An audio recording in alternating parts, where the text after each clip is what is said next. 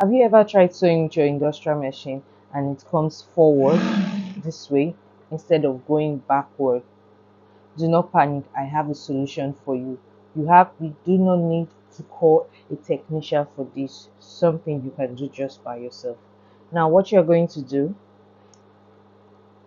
you're going to turn off you're going to turn off your machine completely, just like this, and make sure the engine is completely off. Then you're going to bend down to the engine of your industrial machine, that's the clutch.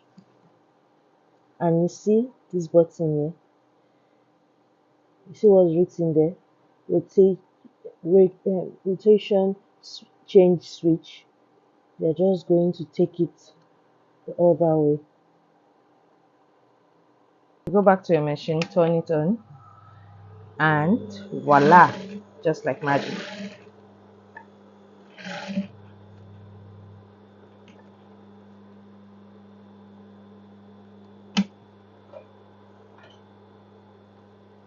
The only reason the engine goes both forward and backward is because it's a dual engine, which simply means it can work as an engine for an industrial weaving machine or for an industrial straight sewing machine by